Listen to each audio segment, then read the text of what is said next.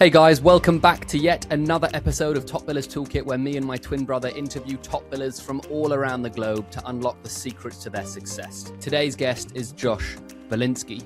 Josh broke the all-time billing record at Robert Half and then left to start up his own firm. What's insane is that he only hires accountants and then trains them up as recruiters. He's had over 7 people bill 400k plus in their first year, and his firm is doing 6 million in revenue with a small team.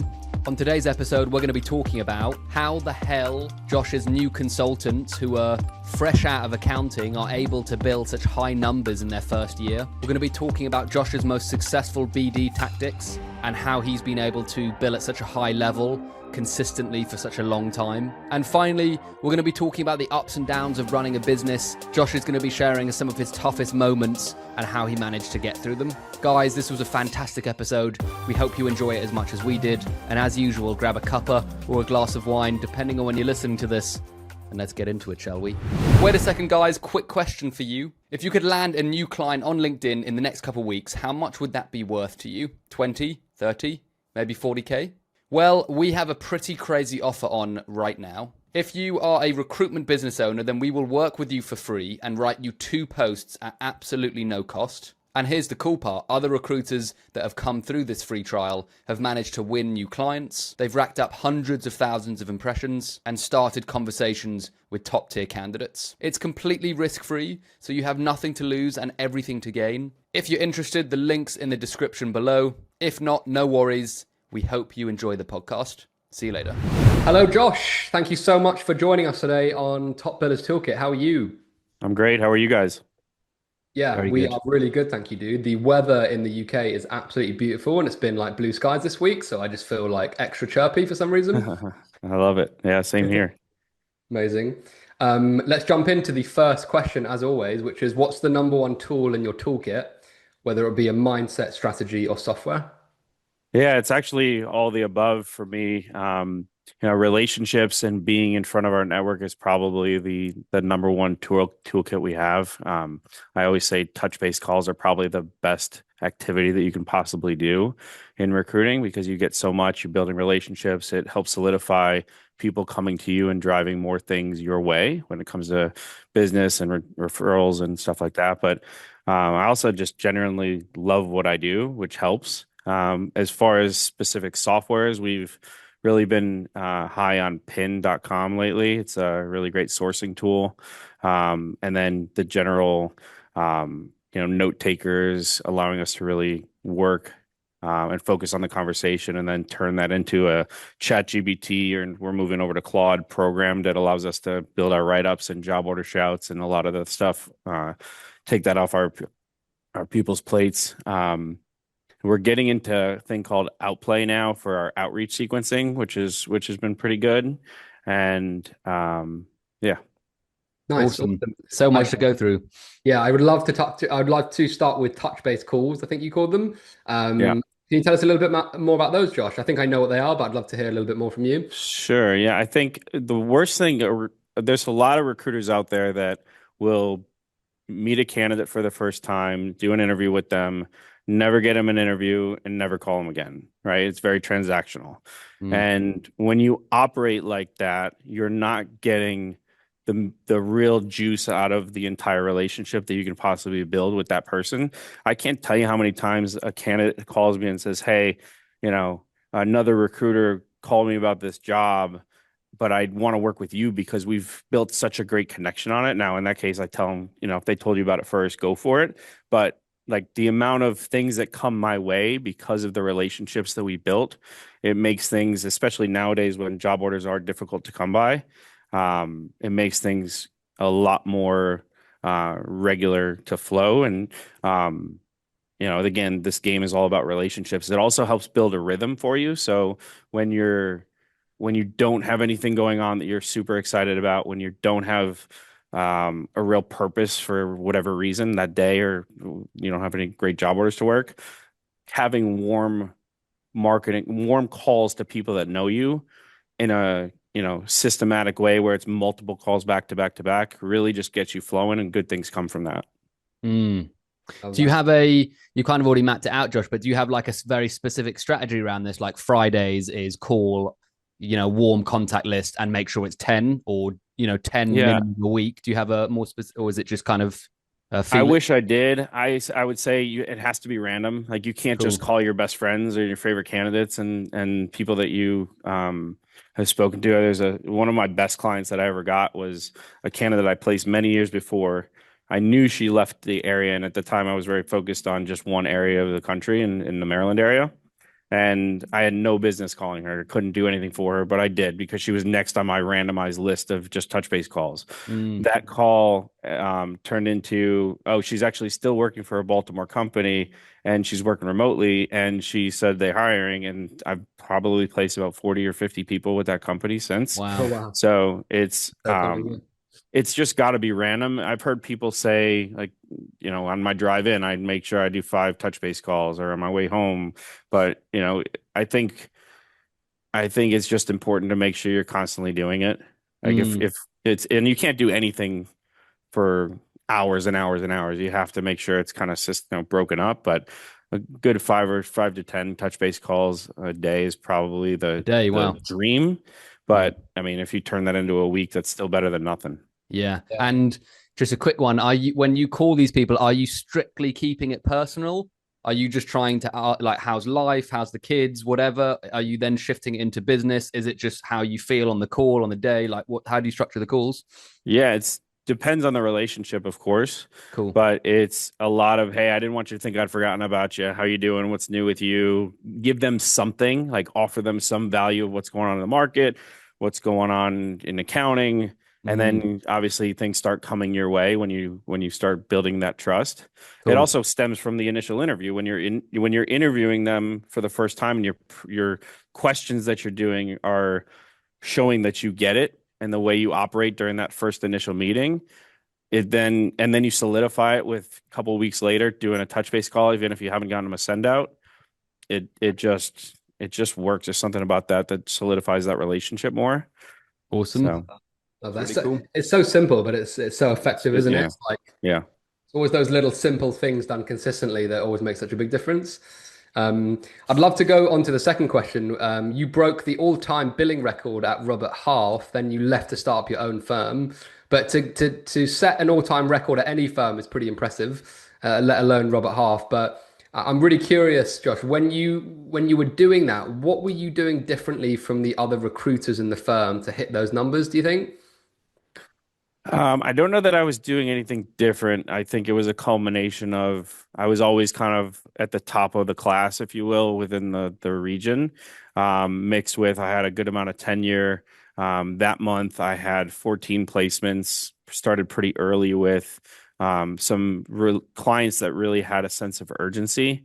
So Mm, we had two CFO searches that I had 30% fees on. I had a number of different deals that just closed because the clients were all very there was really good matches and there was really good urgency on the client and there were really good relationships. Now some of those were brand new clients to me at that time.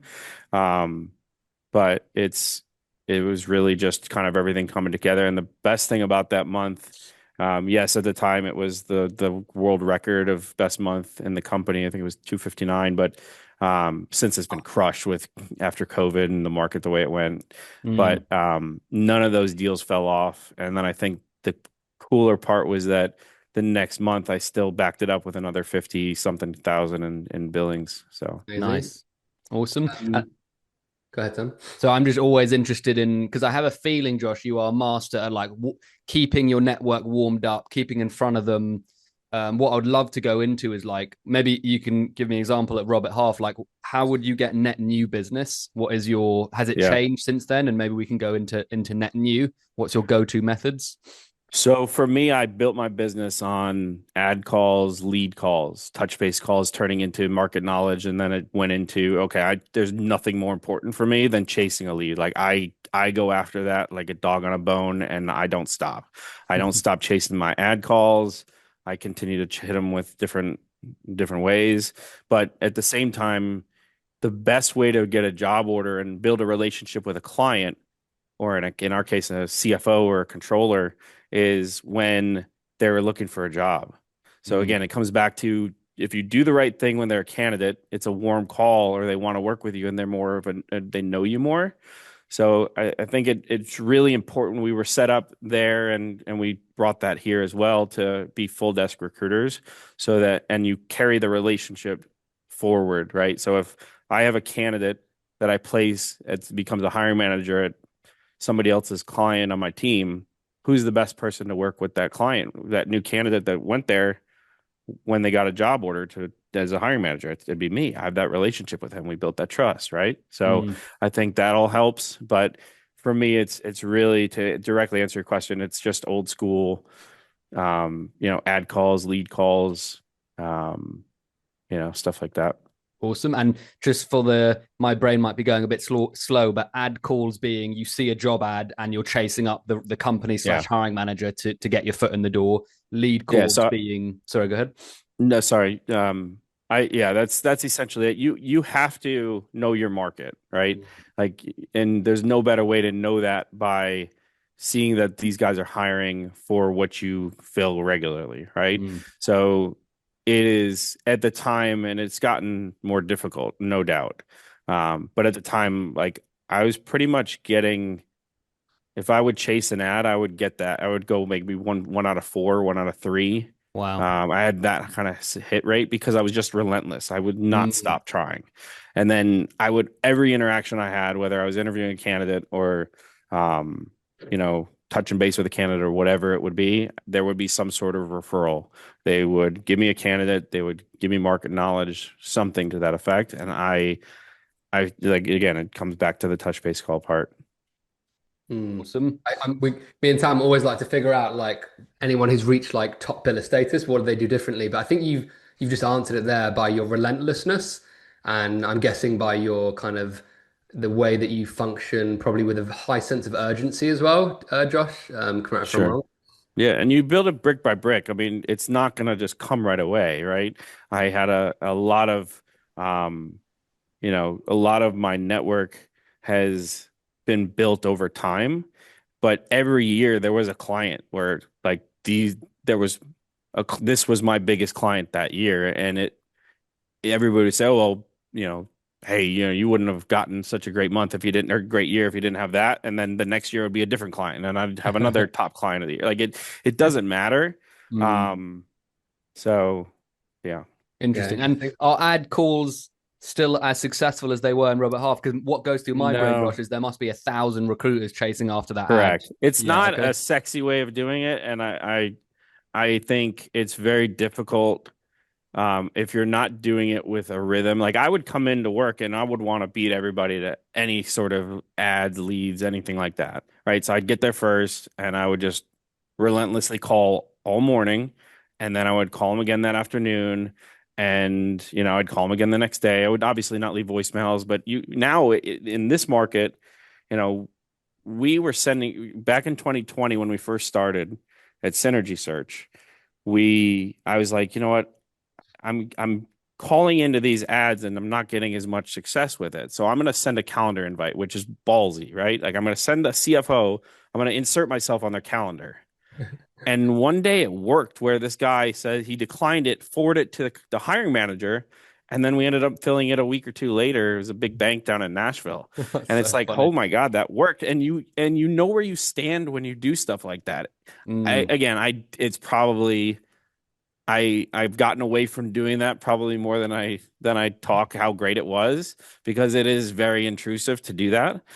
But like we've had clients say, "Hey, I remember one of my colleagues. He did that, and we got on the job order call, and the client said, "Hey, I called you back because I knew you were serious."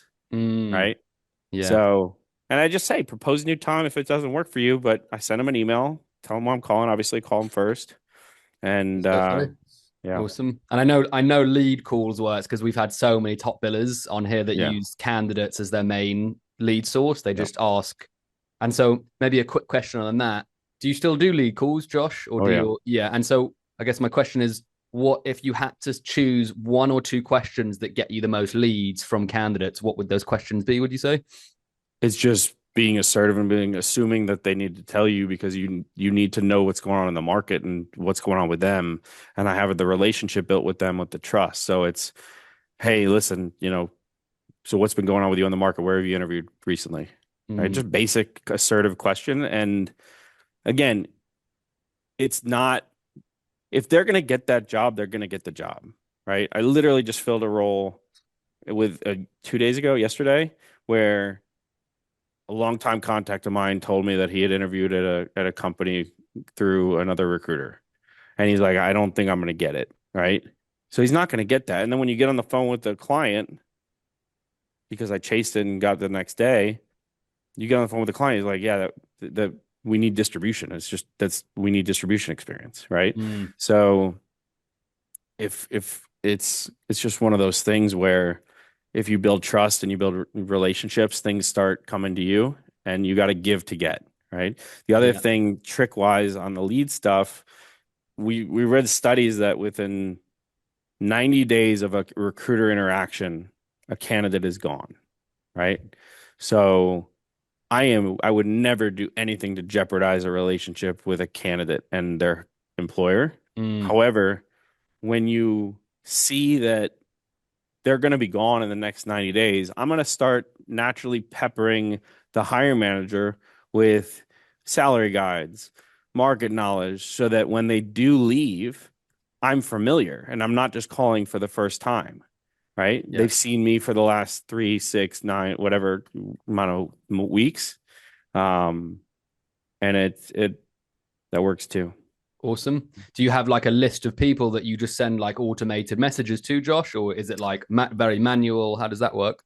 So it used to be pretty manual. So this kind of gets into our email campaign stuff, so I can kind of talk through that. But um, when we first built the business, we never used this before at Robert Half, but when we came here, we learned about Zoom Info. So we just downloaded a whole bunch of CFOs from Zoom Info in our markets that we do, and we would NPC emails to them all day long. It would be like thousands of messages going out in a second, which when all the email rules changed back in 2024, like got dried up real quick, right? Mm, So, but the to answer your question,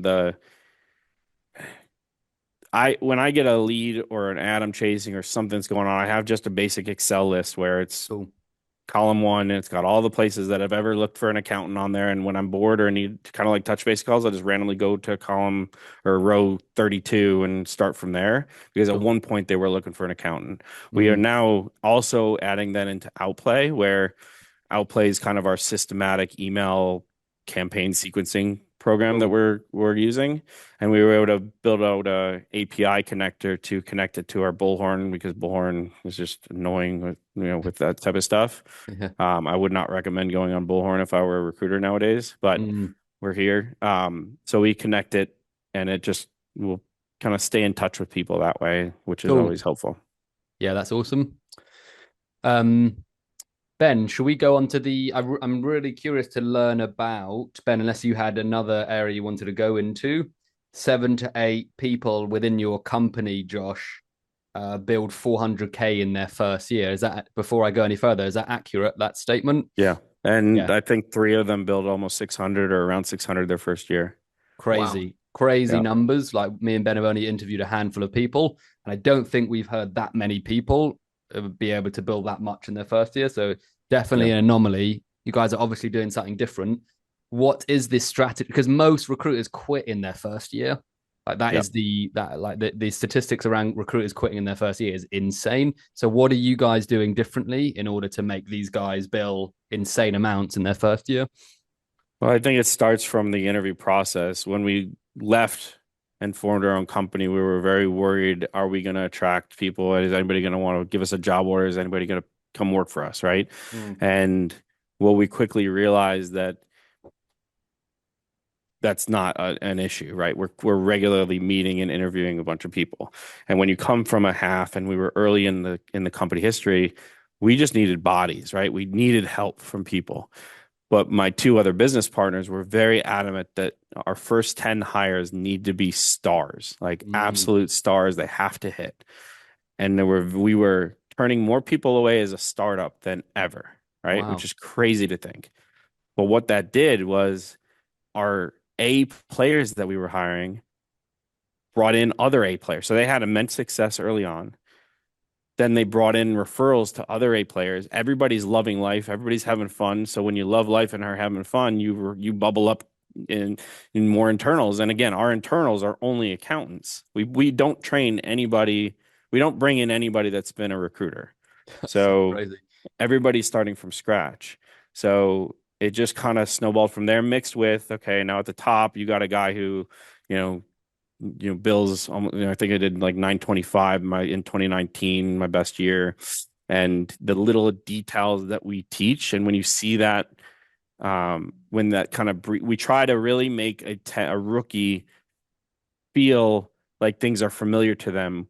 We built a blueprint training module. So like I remember we were going on vacation and we were about to hire our first employee. So we spent a lot of time like building an SOP for, okay, how do you take a job order and what are the questions you ask so that when you go and I'll never forget one of the guys that we first hired, he would have the job order intake questionnaire on his desk open in that case. And he would allow him to be a brand new person. I could teach him nothing. And I'd say, read this, and he would be able to do that. So the mentorship and development for us was so important.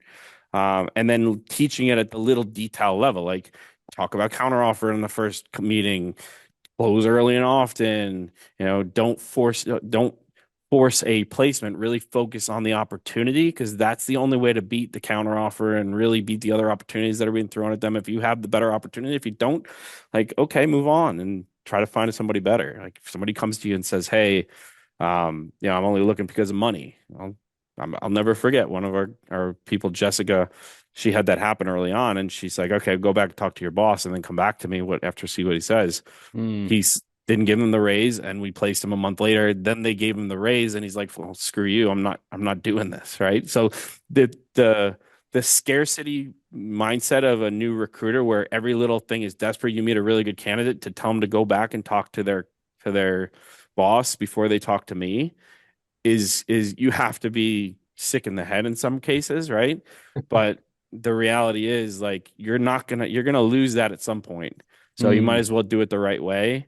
I've talked to some colleagues that don't do references on candidates, and that's like one of the best selling things that we do. Like it's wow, we're not just ticking the box on a reference call. It's hey, here's more things that we do to sell this candidate and make sure that they get the job over the competition. Mm. Interesting. And it's so fascinating that you just hire accountants. I remember interviewing someone else, his name's Craig Whiting.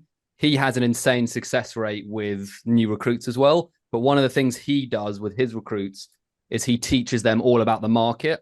He spends like 3 months, 4 months training them just about the Mhm. market. I'm guessing the plus that you have is these guys come in, they already know about the market. They don't need to do any Yeah. training or much training. They know everything about the market. Do you think that contributes to the high billings or? Without question. If you think Mm, about it, it's hard enough to be a recruiter, right? Most mm, people don't make it. That's why we get paid so well, right? mm, And then I personally couldn't sell something I don't know. I can't make things up. I can't fake something. So I can teach somebody how to recruit, but when you come into your first day and you're on the phone with a CFO and you chime in asking a question about, hey, does this need intercompany transactions or consolidated financial reporting, or they see the CPA on your signature picker, you're not having to teach, to your point, the market, right? mm, You're not having to teach what does a good controller look like compared to a bookkeeper. What does a staff accountant do? And when you can say, "Hey, I was literally doing journal entries and financial reporting 6 months ago," it it's just there's a relatability there. There's a confidence in your swagger when you're talking to these people mm, that just work, right? And then mixed in with like anybody that's been a recruiter that's looking is probably down and just not having the best of years, and or they want some major guarantees, and it's just not what we want to do. We want people to want to be here, right? Not because mm, we want to bribe them. Mixed with, it's one of those things where I don't want to have to strip down and unteach somebody bad habits, because mm, as you've seen, like recruiters, as things start coming to you more, that's one of the hardest parts about that like 2 to 3 year mark of experience. You start forgetting about what got you there in some cases because things are coming to you a lot easier. Mm. And you can make a placement without doing a reference call. You can make a placement without talking about counteroffer, but you're going to miss a lot more that you wouldn't have if you had done it real tight. Yeah. So it's such a good point. And one of my that reminds me of a $2 million biller we had on, and he went from like 1.3 to 2 mil just by going back to his old network and asking for referrals, something quite Yeah. small, but like you said, like, keeping it really tight and doing those things properly can make Yeah. insane results. Um, It's boring, right? Like the yeah. day-to-day inputs that you need to do, you can't control the market. You can't control, oil prices. You can't control anything, right? The only thing Mm, you control is your effort, your inputs, your activity. And some months, some years, I mean, you're going to have to do a lot more phone calls, a lot more interviews, a lot more touch base calls than you would on other times. We all lived through 2021, 2022, and I also lived through 2008, right? My mm, first year, like I was watching people at the time, 500K was awesome. And I'm thinking, oh man, this is fun. I'm amazing. And then, um, everything just crashes. And I think 200 or 300K was a top biller that year. mm, Right. So you, you, you just, you can't control that. mm, You can't control what's going on around you except for what your inputs are. So accountants are also very like routine people in a lot of ways. And you're going to see every conversation is going to be different, right? So there's a lot yeah. of nuances and different variety, of course, but from a process, it's got to just be that boring. Let's be on the phone, let's touch base with people, and good things will come from that. And the hardest part about it is everything's delayed in this business, right? So Mm, there may be months where I had a huge bonus because of things I did 2 months ago, right? But mm, I had bad billings that month, right? mm, And then I may be busting my ass having a lot of good conversations, but nothing's closing, and then you start seeing it 3 or 4 weeks later. mm. So 100%. Love that. And sorry, bro, you're going to ask a question? I was going to go into the next question. So unless you had anything I related. just had one other question on the top billers. Sorry, the new starters that are billing, anywhere between 400 and 600K. I understand there's a few big things you're doing that moves the needle. The fact that they're ex-accountants, they're surrounded by A players, so have probably been recruited by A players, so are probably A players themselves. The training, but what is the number one way they are winning net new business, Josh? Because they're coming into essentially a new market, aren't they? Recruitment, even though they yeah. know about accountants. Is it lead calls? Is it NPCing? What is the main way that keeps cropping up as the main way to win business? Yeah, so for new people, it's still very difficult to get job orders, right? Mm, So our setup allows for it, kind of like I was telling before, where we just tell them, hey, listen, I'm going to teach you to do job order calls and, get everything you can out of relationships and give as much as you can to relationships and not do this because you're selfish and you want to take, win, win, win. You got mm, to want to give first, right? And then yeah, it's organic, it's natural. But Interesting. because we're set up in a way where if a new person comes on and finds me a good staff accountant tomorrow on day one, they'll be able to fill it with one of my job orders. We're not siloed where you can only work with one or two Cool. people on the team as rainmakers. We are, and again, if that person ends up becoming a hiring manager, you can work with them. So it cool. makes it easier.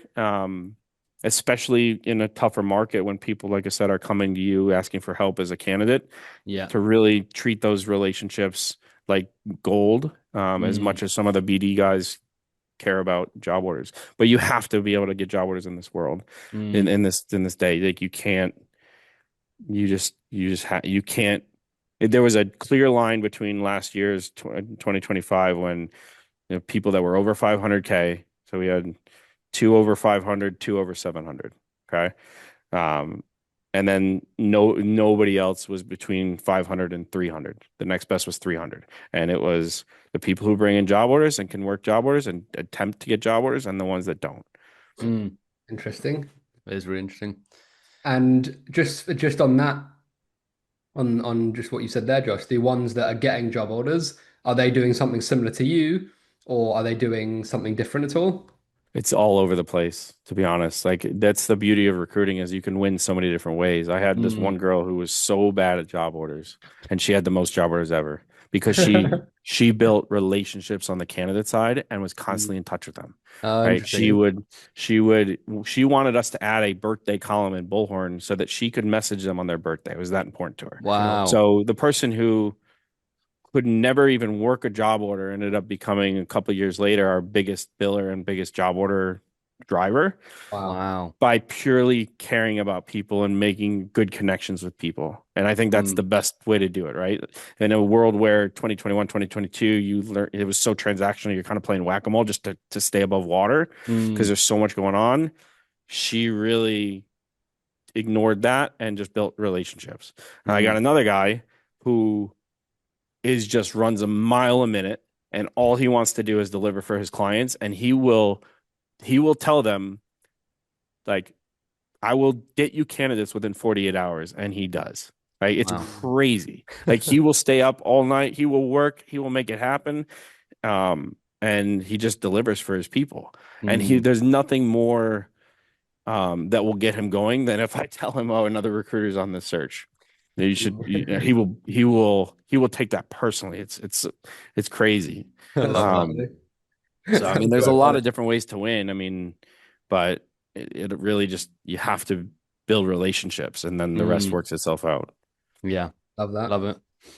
I'd love to jump on the next question, Josh, which is you went from nearly 6 million in revenue to some really tough quarters, and I appreciate you being willing to be honest about the tough periods as well in the business. What happened in that period? What went wrong, if you don't mind me asking? Sure. Yeah, I mean, again, a lot of our people were hired in the easiest market ever, and we were being very transactional, and you could feel that. So in our town hall at the end of 2023, I was like, "Hey guys, we need to start be doing more recapture. We need to start making this not as transactional and not relying on just blasting out MPC email blast and getting a bunch of job orders because it was so easy." Mm. And then everybody was forced to change, right? So some people couldn't handle that adaptation and the Mm. market change and the job changing. And I think every 6 months this job changes. So you got to be able to constantly stay ahead of it. And we were not as good at that.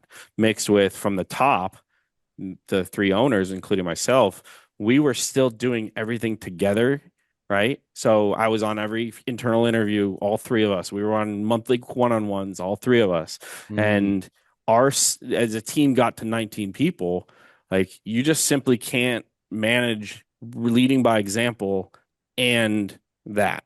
So Mm. we started delegating during which we can talk about in the reboot and whatnot, mixed with obviously, like I said, the market got harder. When it's harder, the job sucks. Like this job Mm. sucks when you're not billing and you don't have that purpose, Mm. especially if you didn't build it in a way where things are coming to you and you can rely on those relationships. So people weren't flowing, and there's nothing more important than kind of rhythm in this job. So that really hurt.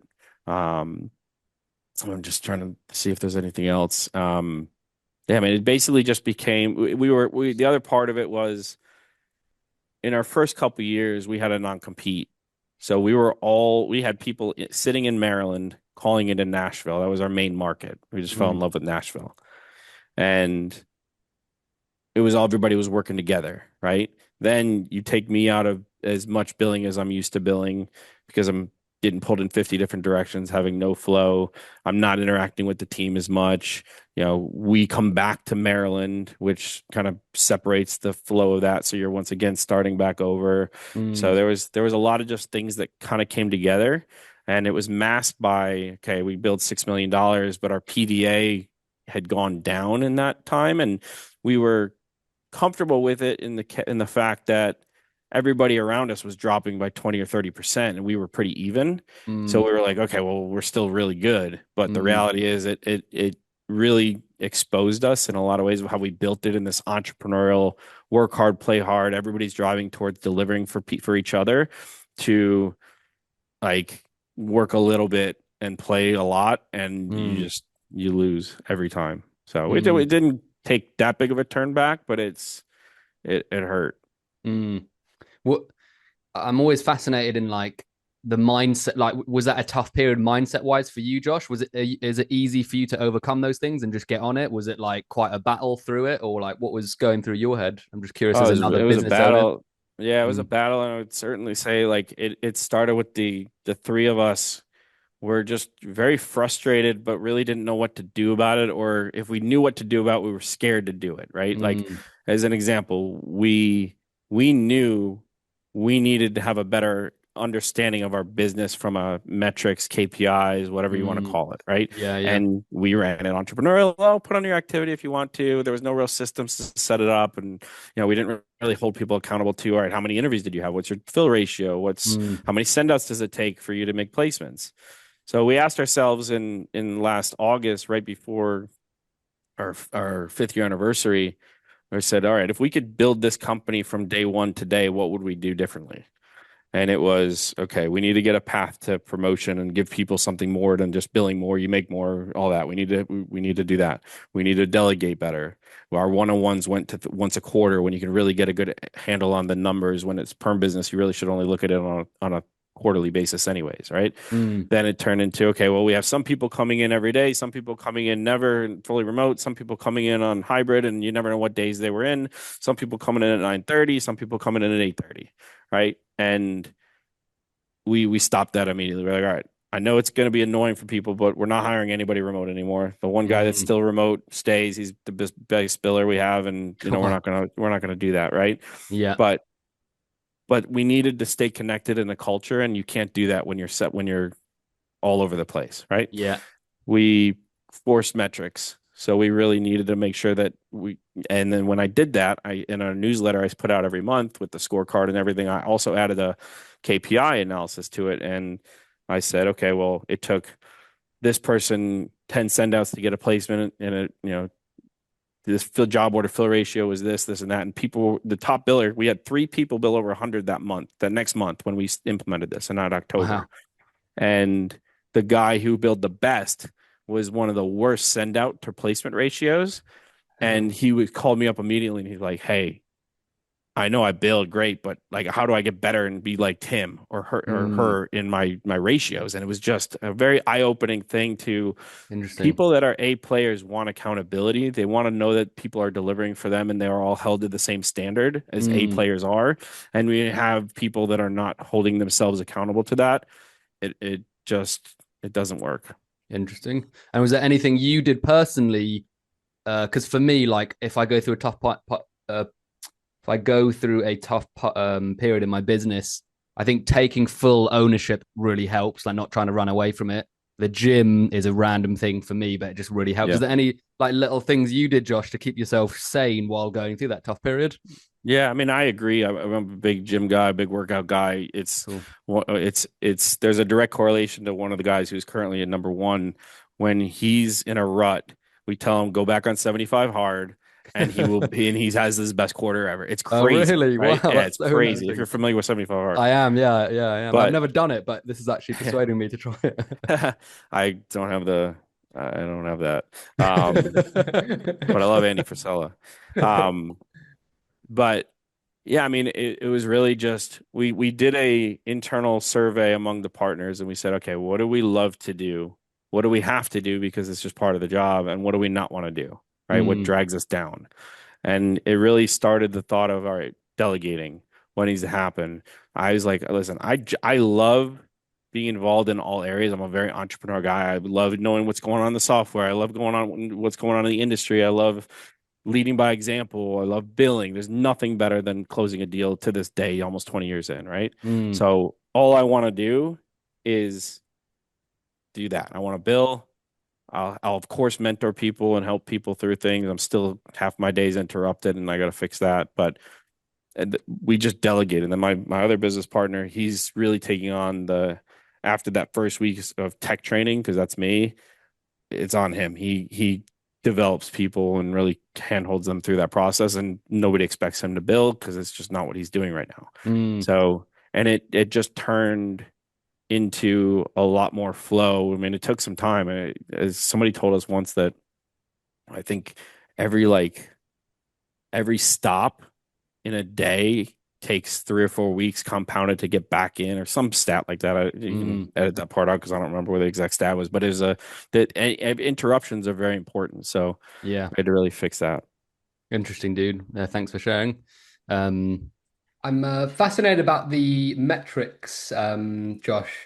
And what were the most important metrics that you noticed that, so interview to placement ratio is one of them. What were like the key metrics that you guys could see as a business? Because I'm Yep. guessing you went from like no metrics or very few metrics to now like having overview over everything. What were hmm like some of the key metrics that you guys were looking at on like a monthly basis to see performance, other than, of course, like revenue and placements?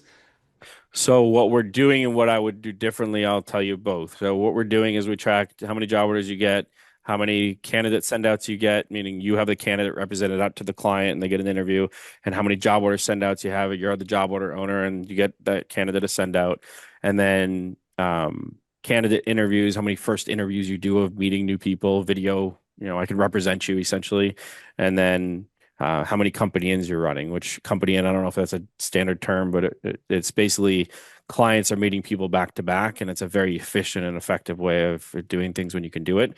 Um, that doesn't happen very often, but this brings up a point that I want to sidetrack real quick on. One of Yeah. the things that one of our top billers had brought to us is he started doing these resume review blocks where he says, all right, I'm going to deliver in 48 hours, right? So in 48 hours from now, I'm putting a calendar invite on your calendar. You and I are going to go over these candidates with the recruiter and answer any questions that you might have.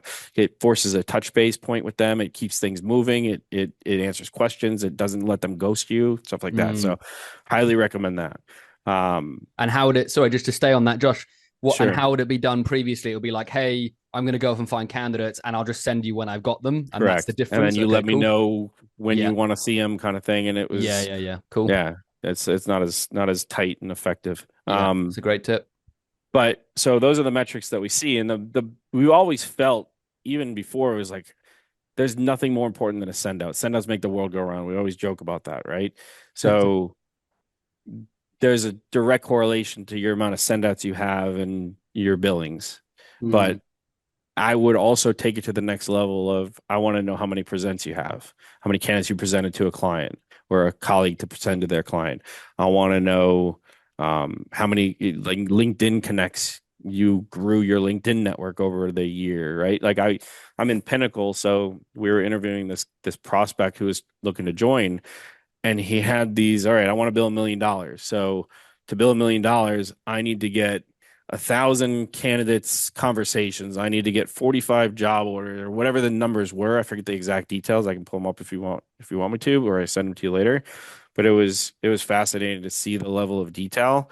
Our Mm. issue is we're using our system in a way where it's basically just a candidate suppository and it doesn't, or repository, I don't even know what the word is there, but basically just a candidate dump, and it's not Yeah. used. Our send outs and everything's tracked through email and our calendar and Outlook. So we have no real way of actually, without manually, you know, adding in the activity, which we're doing now, Mm. which still is not perfect, but it's close. Cool. Um, to be able to get to that level of detail of like how many candidates you presented and whatnot. So it sounds like you thanks, Josh. You gave us a few metrics. Send out sounds like it was one of the most important things you looked at, right? Is that Mhm. was that like one of the first things you looked at your consultants, was like how many Yep. send outs are they doing? Yep. And if you have a send out, you have a chance to make a placement tomorrow, right? Like they Mm. may hit it off. Um, you never know what happens, right? So if you don't, how are you going to make a placement next week? Mm. Mm. And sorry, I'm being slow again. Send out meaning NPC or send out No, meaning send outs meaning a candidate Candidate is meeting to a client. Yeah. okay, cool. Candidate is going to meet a client. Okay, cool, awesome. And so what I'm guessing you didn't have, people, there must have been some people who were kind of lagging behind some months, Josh. Mhm. What were some of the metrics? Like, I know they weren't doing enough send outs, but what were the metrics before the send outs that they weren't doing? Maybe that, like, were there any leading indicators that you guys could spot to see if they were going to fail or do worse the following month, if that makes sense? Job orders. Job orders. Okay, Job interesting. orders. Yeah, Because every month this year, the person who's won the month has had the most job orders in the company. That's interesting. interesting. So he's So with been a working the most roles at one time, which increases correct, his chance of closing them, basically. correct. We Interesting. and from a this goes back to feel versus reality, but it always is true. When our job order calls on Monday, are like nothing new or this or that, it's we're screwed in 3 weeks. We're Mm, screwed. So we need to fix this immediately. But you can, and now we have more metrics to say, okay, well, we only got 8 job orders last week versus the week before we got 15. We need to get that really focused. mm. mm. Really interesting. I just wanted to go back to pin.com. Is that worth speaking about, Josh? Has that been a really useful software for you? I know other people love adding to their tech stack if it's a useful one. Yeah. What does pin.com do for you? Yeah, I like it because what it does is it, first of all, LinkedIn, you're recruiting based on what people put on their LinkedIn profile. So you're subject to that and you're subject to the connection level that you are with the person, right? And they're getting so many emails and it's not personalized and their AI sucks and all that. Pin not only finds you people based on, for example, if a company posted a job description online 3 years ago for a senior accountant and it said SAP or mergers and acquisitions or whatever it says, it assumes that the person in that job today as a senior accountant at that company has that skill, whether it's on there or not. Then, so it sorts and says, okay, these are the priority people that look really good for the based on the criteria. I literally just have to drop in a job description or drop in our job shout into the platform, and it creates all the filters and does everything for you. Wow. Then it does sequencing, which is crazy. And before this, we never really used sequencing for recruiting. It was always for job order stuff, right? So what I was noticing is that people would reply, "Oh my God, I'm so sorry I didn't reply to your email the other day. I got tied up." The third email comes out and it's like it's just working behind the scenes for you, Mm, right? Mixed with it personalizes the email for every candidate. So that you can add an AI personalized sentence into it, which is the most powerful thing in the world when you're talking about a cold outreach. Everybody talks about personalize it, make it look like you right, mm, and focus it. And Pin will make it sound like, hey, I really liked your experience at EY and your mergers and acquisitions experience, which relates really well to this job, something like mm. that, right? And it Interesting. just works, Mm. right? It's Crazy. not So, perfect. It's not perfect. You still get a lot of data issues where the email address is not the right one, or maybe it's a little, off on a phone number and stuff like that, just like Zoom Info is and all the other ones. But yeah. um, I just it when you click a profile and say, I like this profile, it will show you more like that. And if you say no, this person has too many years of experience or they're not the right industry or whatever, it will recalibrate. And the way it just pops up visually for me, it's a lot more attractive way of recruiting for my brain than like LinkedIn recruiting. Mm. Yeah. Interesting. How long have you been using pin.com for? Josh, is it a new software or? It's been out. I learned about it at Pinnacle, one of the conferences, and I think we rolled it out to the whole team somewhere around September, October. Cool. Okay. But I've been using it since the summer. Cool. Cool. Awesome, man. Great little tip for other recruiters. I'm interested to go and test that actually. I'm just fascinated with how it works. Yeah. Sounds really interesting. Yep. Any more questions on the list, Ben? I think we're coming towards the end of the pod, Josh, but I always like to ask, is there anything else that we haven't spoken about that you think might be valuable to the audience? Feel free.